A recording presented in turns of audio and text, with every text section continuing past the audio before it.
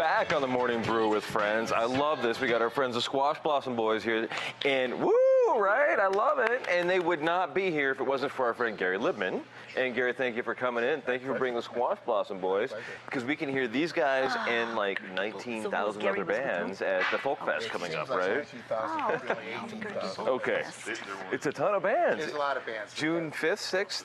6th. June 6th. We have actually a fundraiser on the 5th with Solos coming in, the nice Celtic group. Oh, cool. But June 6th at the Balloon Museum, and we have about 130 venues and people constantly things going on. We have a lot of great performers, but mainly we are New Mexico's largest participatory festival. What does that mean? Basically, we're a teaching festival.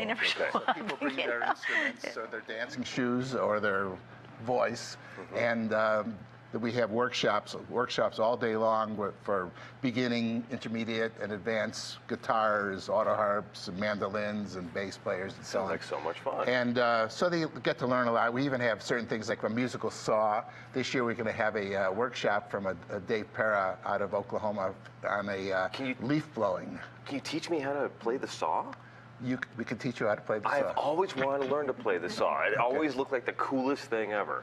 And this one is, the person we have is really outstanding. You have to bring your own saw, though? You'd have to bring your own saw. Okay, I will make the Home Depot run, I guess. And I will buy, or do you have to get a, I don't even know. Do you have to get a not an electric one. Just I can't get the chainsaw? Because I could probably play the chainsaw pretty well. No, I play the banjo. It's like a chainsaw.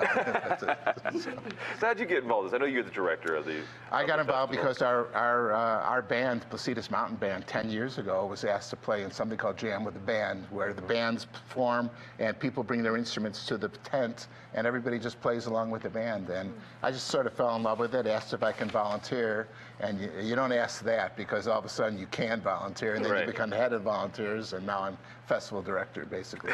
That's amazing. I'm sure you have a 9 to 5 too. Yes, I do. And does that, is it hard to balance the 9 to 5 and a giant festival? Well, luckily I work out of my home, so I do consulting out of my home. So you're able to balance it all a little bit better. Yeah, it's That's cool. A little hard the last month before the festival, but ordinarily it's not a problem. So. That's cool. So I was looking at this. This is the great poster, and there's something on here that caught my eye. It's called the Band Scramble. I can imagine what that is, but what's the Band Scramble? Yeah, I'd love to tell you about it. By the way, if you like this poster, it was designed by Kyle of the Squash Blossom Boys. So awesome. There you go. He's on our board of directors as well. Oh, very cool. Band Scramble. It's really a lot of fun. I mean, it's kind of unique in a few places, and what it is that people come and they put the name of their instrument into the different buckets. We have a. So you don't mean like if you named your guitar Lucille? No. Although that would be good. No. So they just put their names into the buckets. So we then take one mandolin, one bass, one cello, one guitar, one banjo, and so on. Put them all together, and we form bands. And then the people go to, there's 6 different bands, and they have 1 hour to practice together, come up with 2 songs, come up with a name, usually a silly name if they can, and then they perform on the main stage. And the amazing thing about it is because of the fact that you have a lot of advanced musicians as well as intermediate and beginning musicians, it's good as a teaching thing, but also the quality of the music is incredible. It's surprisingly good. And they're voted,